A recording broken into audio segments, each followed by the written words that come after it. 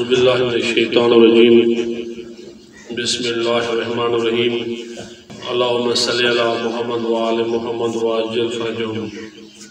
معزز سامعین، آج ہم کتاب توضیح المسائل میں سے قبلے کے احکام کے بارے میں بات کریں گے کہ قبلے کے کون سے احکام ہیں اور قبلہ کا کیسے تعین کیا جائے۔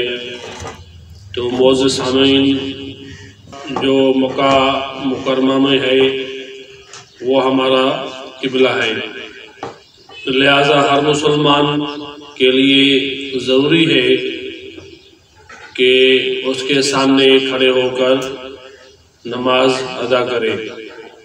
لیکن جو شخص قبلہ سے، کعبۃ اللہ شریف سے دور ہے، وہ کس طرح کھڑے ہو کر اس طرف ہو کر نماز پڑھیں گے، تو اس کے بارے میں یہی آیا ہے کہ آپ کو جب پتہ چل جائے کہ قبلہ کس طرف ہے تو آپ اپنا چہرہ اس طرف کر کے نماز پڑھ سکتے ہیں، وہی کافی ہے۔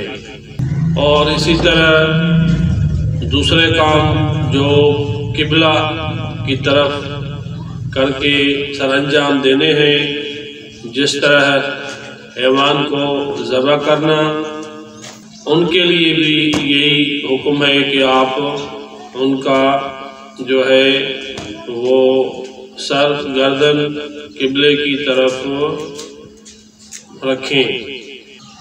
جس شخص نے کھڑے ہو کر نماز ادا کرنی ہو تو اس کا چہرہ، اس کا سینہ اور اس کا پیٹ اس کو قبلے کی طرف ہونا چاہیے۔ اور مستحب عمل یہ ہے کہ ان کے پاؤں کی انگلیاں وہ بھی قبلہ کی طرف ہوں۔ اور جس شخص نے بیٹھ کے نماز پڑھنی ہو ان کے لیے بھی یہی لاگو ہوتا ہے کہ وہ اپنا چہرہ، اپنا سینہ اور پیٹ قبلہ کی طرف رکھیں۔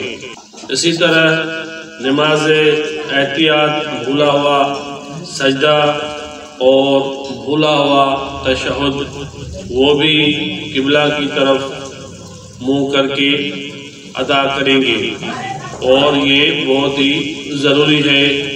اور احتیاط مستحب کے بنا پر سجدہ سہو بھی آپ قبلہ کی طرف منہ کر کے ادا کر سکتے ہیں۔ اس کی جگہ اگر مستحب نماز ادا کرنی ہو تو وہ آپ سواری کے اوپر چلتے ہوئے بھی نماز ادا کر سکتے ہیں۔ تو ان طریقوں پر مستحب نماز سواری پر یا راستہ پر چلتے ہوئے، آپ راستے پر چلتے ہوئے آپ ادا کر سکتے ہیں۔ ان دونوں صورتوں میں آپ اگر اپنا چہرہ قبلے کی طرف نہ کریں تو ضروری نہیں ہے کہ آپ کا منہ قبلے کی طرف ہو۔ اور جو شخص نماز پڑھنا چاہے، ضروری ہے کہ قبلے کی سمت کا تعین کرنے کے لیے کوشش کرے، تاکہ قبلے کی سمت کے بارے میں یقین اور اس کی کیفیت جو ہے وہ یقین میں تبدیل ہو جائے۔ مثلاً دو آدمیوں کی گواہی حاصل کر لے، اور اگر ایسا نہ کر سکے تو ضروری ہے کہ مسلمانوں کی مسجد کے محراب سے یا ان کی قبروں سے یا دوسرے طریقوں سے جو گمان پیدا ہو اس کے مطابق عمل کرے۔ حتیٰ کہ اگر کسی ایسے فاسق یا کافر کے کہنے پر جو سائنسی قواعد کے ذریعے قبلے کا رخ پہچانتا ہو، قبلے کے بارے میں یہ گمان پیدا کرے تو وہ بھی کافی ہے۔ یعنی آج کل کے دور میں اگر کوئی سائنس اتنی ترقی کر لے اور اس کے پاس کوئی ایسا آلہ موجود ہو جس سے وہ قبلے کا رخ تعین کر سکتا ہے تو اس میں کوئی مذائقہ نہیں ہے۔